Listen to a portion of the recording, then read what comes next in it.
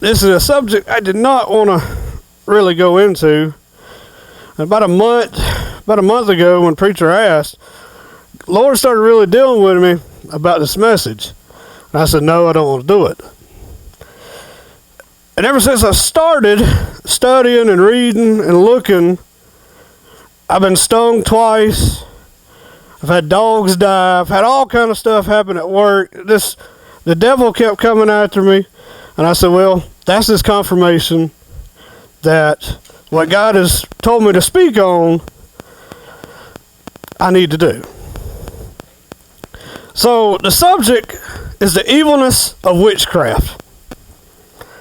And when we think of witchcraft, the first thing that pops in our mind is a little old lady flying around on a broom. And if Trudy was here, I was going to give her a broom and let her come across this morning just to show everybody. She would have done it for me. But that's not all it is. It's not about old women flying around on brooms. It goes a lot deeper than that. So this morning we're going to talk about a couple different things. I'll try to get through it pretty quick. We're going to talk about white magic, black magic, idols, voodoo, hoodoo, and witchcraft itself. And all these things lead into Satanism is the main one. So as we start, white magic, we consider the good magic is what we think. In this category, we have our healers, our doctors, we have our medicinal herbs, we have all these things that help us. It's the healing magic is what it refers to. Well, this is the gateway drug of witchcraft. If you get into it and you start doing the wrong side of it, you start using it for other means than necessary, you start getting into deeper and deeper magic. It's like, let's look at it when they take pot for glaucoma. God designed these herbs, these plants, to help us. But yet now, we smoke the plant to get high, to numb feelings. When someone is getting involved in witchcraft, there is a longing that they have in their self. There is something that they cannot feel. It is a void that they long to fill with something. So they fall into a crowd of people they think they can belong to. They get enticed. Enticement is witchcraft.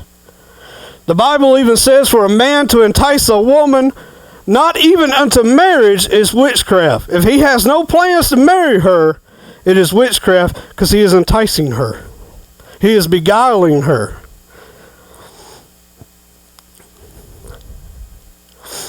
It is the benevolent counterpart of black magic.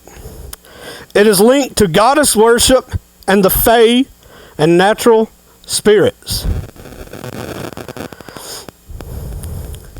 We view witchcraft as fairy tales and a motherly type figure for the white magic. Our fairy godmothers. We call them fairy godmothers. They're witches. Disney, I know everybody's heard it. Not a lot of Disney. A lot of it is witchcraft. We watched The Princess and the Frog, The Voodoo Man, The Shadow Spirits.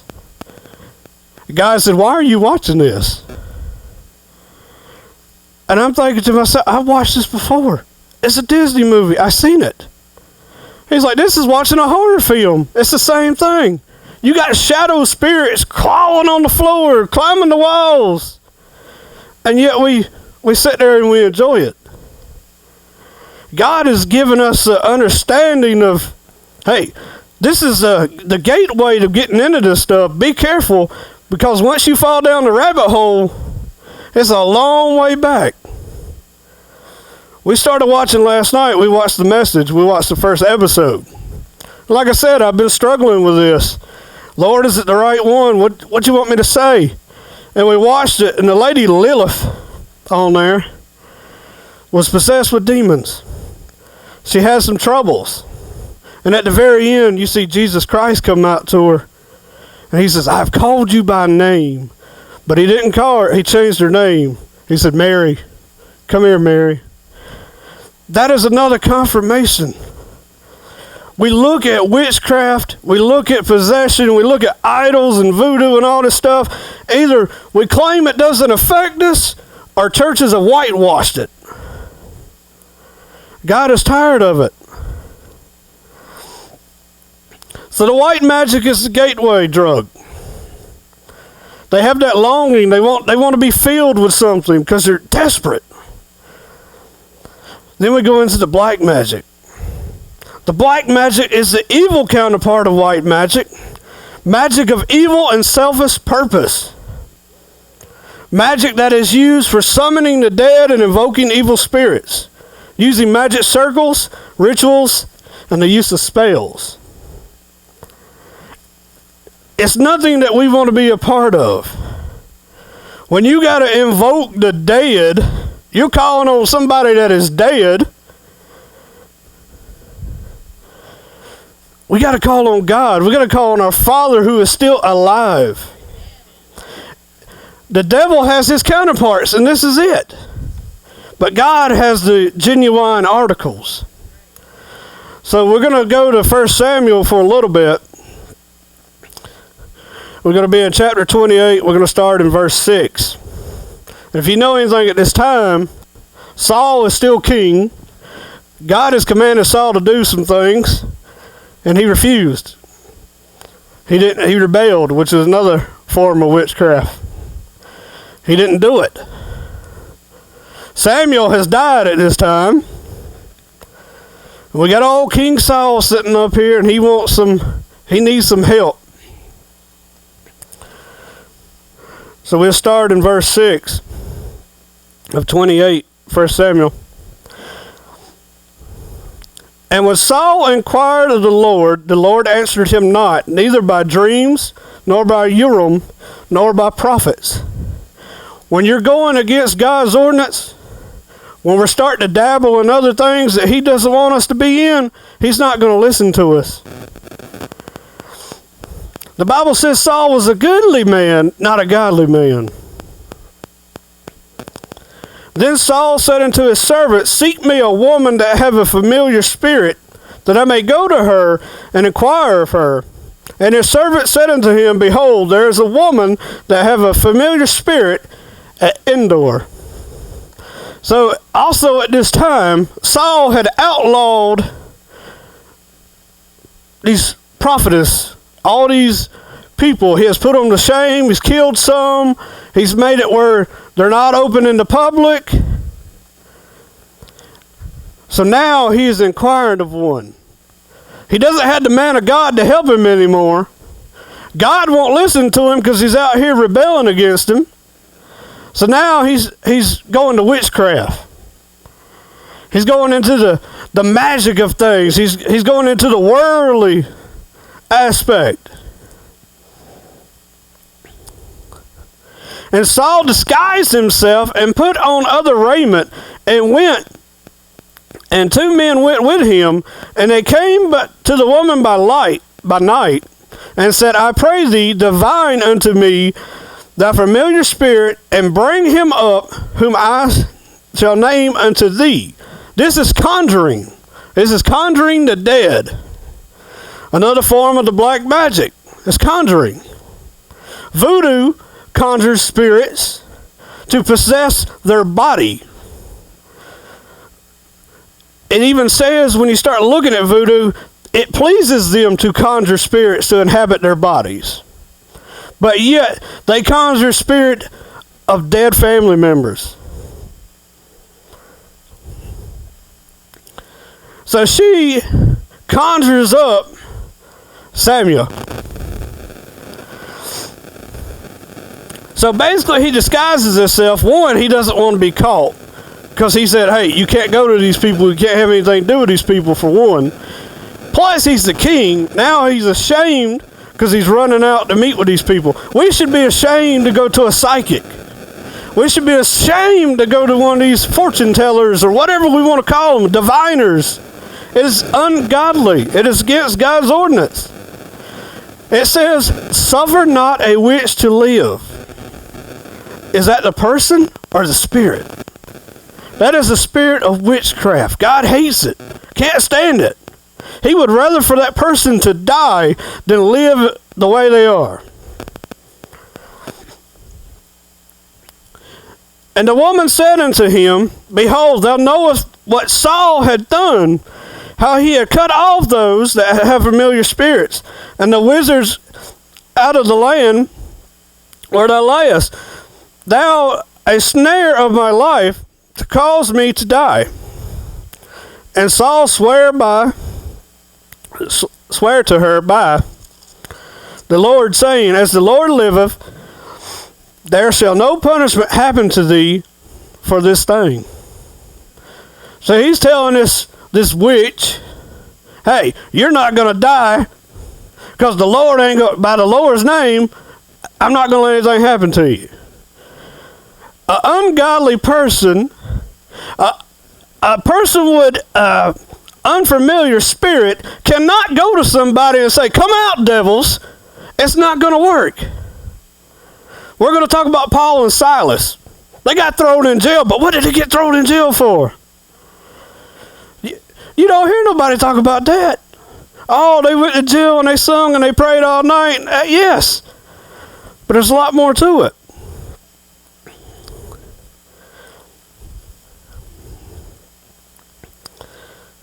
And the woman said unto him, whom shall I bring unto thee? And, and he said, bring me up Samuel. If you read anything about Samuel, he was I imagine him as being one of these old grandpa types that's kind of grumpy, he'll tell you like it is, and if you don't like it, that's just how he was. So he's asking this woman to bring him up Samuel, and she's probably thinking, he was a prophet. I really shouldn't be messing with him. Even the devils know. And when the woman saw Samuel, she cried with a loud voice, and the woman spake unto Saul, saying, what hast thou deceived me? For thou art Saul. And the king said unto her, be not afraid, for thou swearest thou. And the woman said unto Saul, I saw gods ascending out of the earth. And he said unto her, what form is he of? And she said, an old man cometh up, and he covered with a mantle. And Saul perceived that it was Samuel, and he stooped with his face to the ground, and bowed himself. And Samuel said unto Saul, what hast thou disquieted thee to bring me up? And Saul answered, I am sore distressed, for the Philistines make war against me, and God is departed from me, and answered me no more, neither by the prophets nor by dreams. Therefore I have called thee, that thou mightest make known unto me what shall I do. Then Samuel said, what for then dost thou ask of me, seeing that the Lord is departed from thee, and is become thy enemy?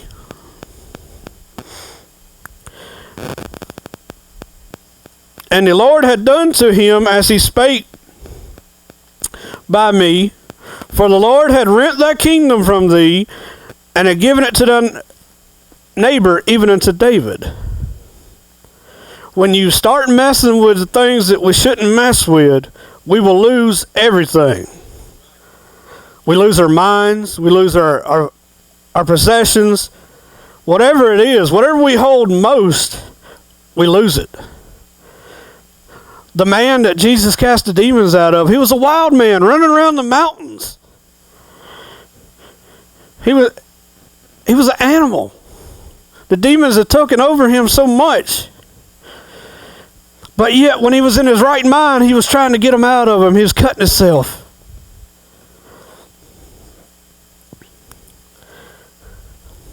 Leviticus, I'm not going to go through all these. Regard them not that have familiar spirits, neither seek after wizards to be defiled by them. I am the Lord your God. I'm reading off my little notes. I'm not going. It's Leviticus 19:31. Some of these I just wrote down because I didn't actually want to. Yeah. So God is telling us, hey, don't even seek after these people. You should have nothing to do with them. Saul knew it was wrong. He even started killing these people, outlawing it, but yet he went back to it. Exodus 22:18, thou shalt not suffer a witch to live. The spirit of witchcraft should not live. You should not have anything to do with it. We need to become the church of old. We need to become the men and women God really wants. Where you could walk by someone and your shadow can fall on them and they can be healed. Where has the church gone? We have pacified the people. We have got their money, and now we don't tell them what's right or wrong. The sickness is not Biden in the White House. The sickness is the church does not stand up anymore. We have dove into witchcraft. We have dove into the idols. We have given over our godly responsibilities to worship a TV.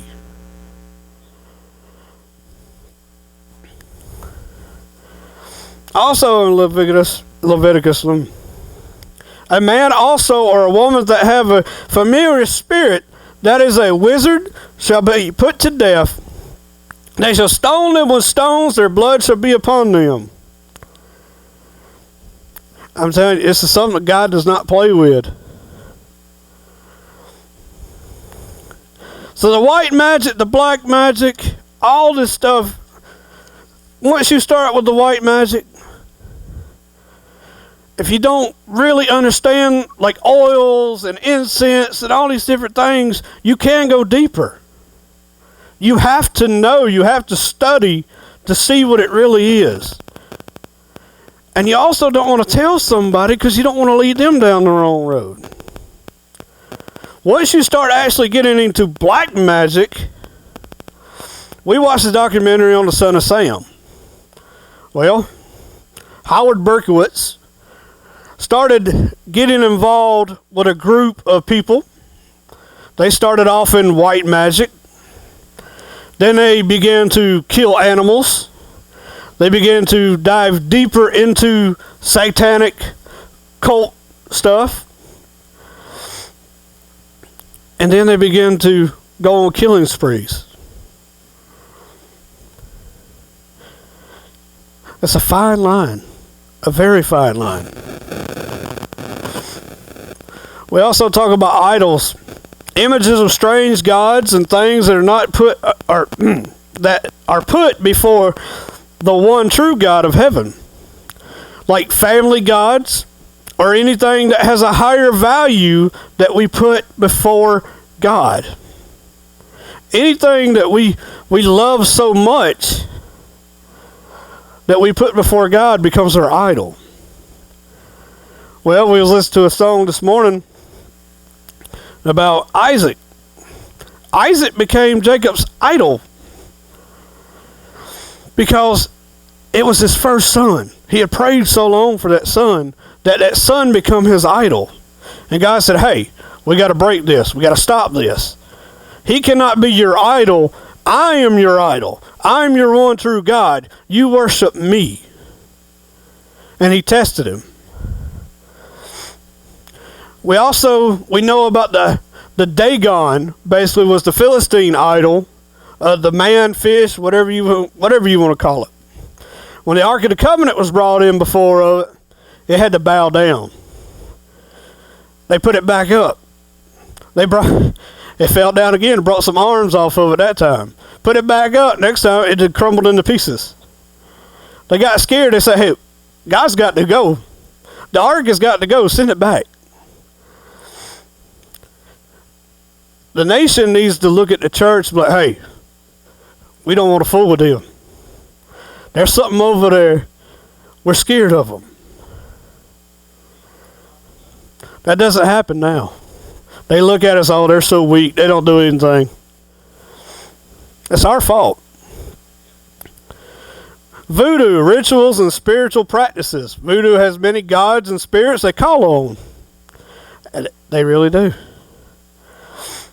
Spirits of nature and of dead people, they use rituals with magic and dancing. They believe that spirits take over their body. They believe it is important and wanted. This is something they really want. Once you start participating in this stuff, you want it. They find it appealing. You think people that practice black magic don't like it? There's something holding them to it. It is that emptiness that they craved for, that longing that made them feel accepted. It's not that they really wanted to go into it. It was something drawing them to it because they were missing. They were empty.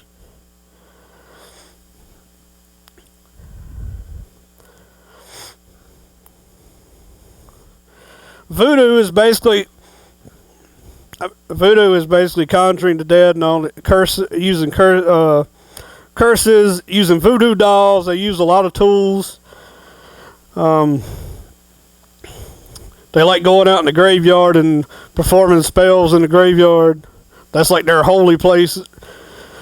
Hoodoo is basically, it's low country voodoo is when you start looking into it. It's use of curses to harm people that comes from oneself. Also, they call them root workers, witch doctors. They use a lot of botanical knowledge and a lot of conjuring. So all these practices, really, their main focus is parlaying with the dead. That is one of their main focuses. They focus on the spirit of the dead. When the church needs to focus on the spirit of the living Christ. But now we have accepted all these other things. We have let them whitewash themselves, and they blend right in with churches. Because we don't think anything's wrong with this stuff anymore.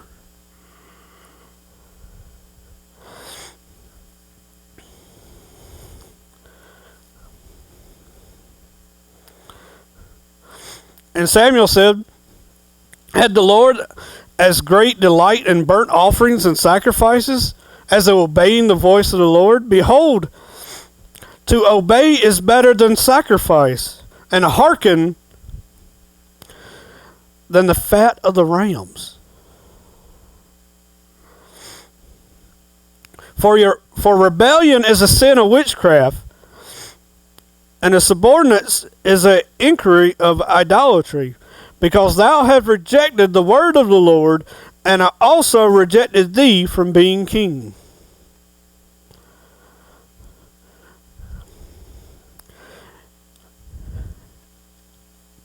God will give you a chance. He will ask. But there's coming a time where he's just going to say, hey, no more. He gives Saul opportunity after opportunity. But Saul wanted to live in worldliness. He was mingling with all the familiar spirits of the world.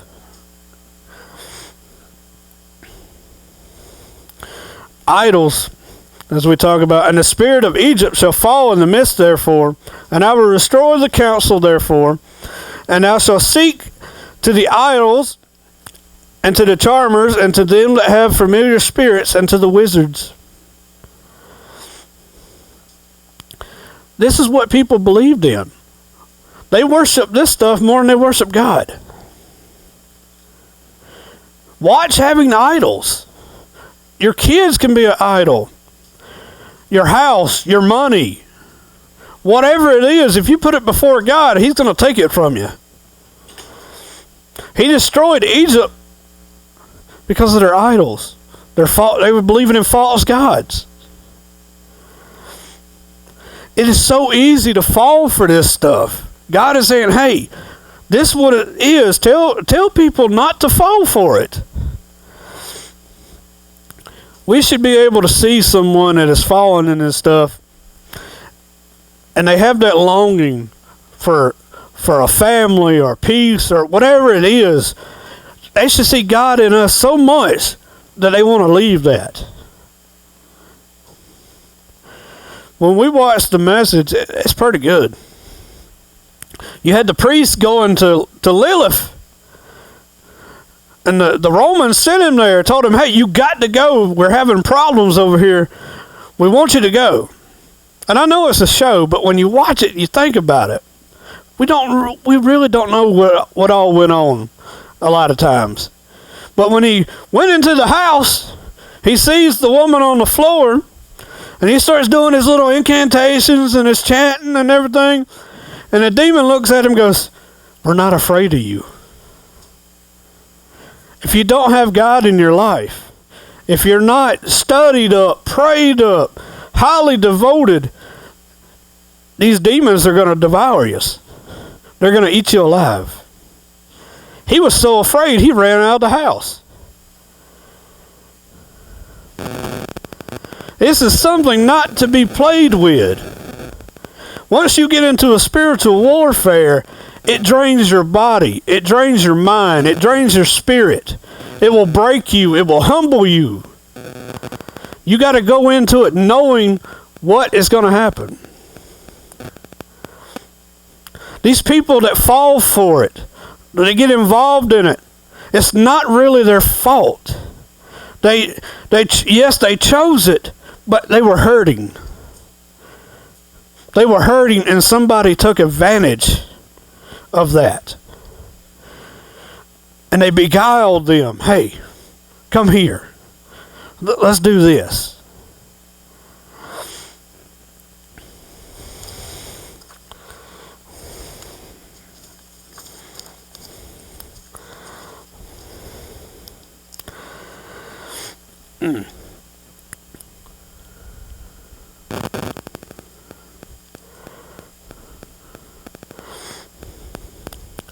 And the idols he shall utterly abolish. And they shall go into the holes of the rocks and into the caves of the earth for fear of the Lord and for fear of the glory of his majesty. When he ariseth to shake terribly the earth. Witchcraft used to be done in secret. It's not done in secret anymore. It's open. One of the things on here is Wicca. Wicca is witchcraft for the younger generation. That's what it is. It is the young witch movement. They want to entice people to join Wicca. They have went from traditional witchcraft in some ways and moved into modern witchcraft. Just like a lot of churches have went from traditional church to modern church. They lose the values. So basically it's the movement for young people. It's also feminism. Feminism is witchcraft. It is what? Rebellion.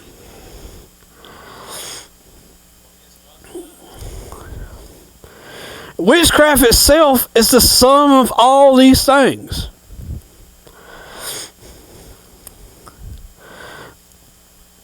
Wicca, Satanism, hoodoo, voodoo, idolatry, all these things are witchcraft.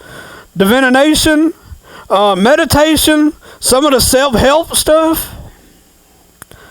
They also, let's see, witches are also viewed as sacred, the opposite to sacred. People that view witchcraft and want to be a part of witchcraft have a magical world view. That's how they look at things. It's all magical to them. They use spells, charms, and other magic rituals to do harm.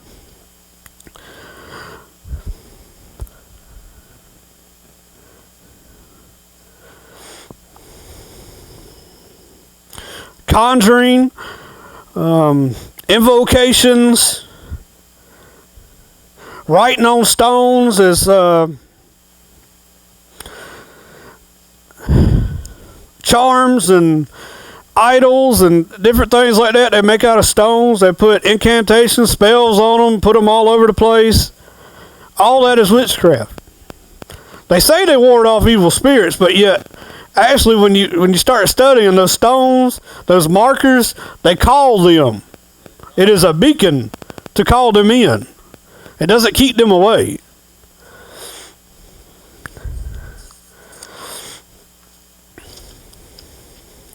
Spells. A spell could consist of a formula, a verse, or a random, or a ritual action, or a combination of them. There we go. This is what I was looking for. Spells were cast by many methods, such as incantations of runes on objects, basically writing on the stones. Used for medical herbs, amulets, potions, all these different things is witchcraft. That's what I'm saying. When you get into the herbs, you get into this stuff, be careful. Because he's right there. He's like, come on. He'll draw you in.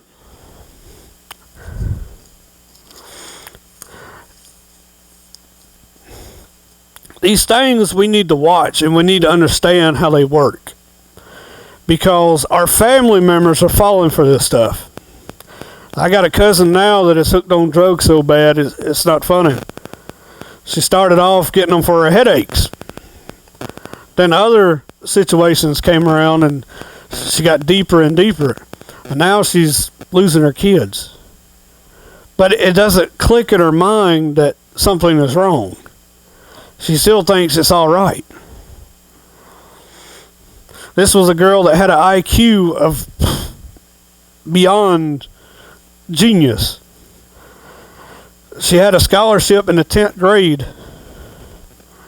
But yet she threw it all away. Because of her influences, the people that she hung around, the things that she got involved in.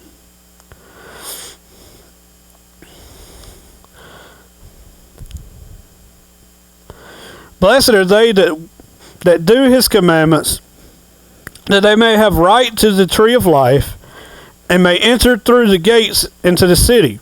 For without are dogs and sorcerers and whoremongers and murderers and idolaters, and whosoever loveth and maketh a lie.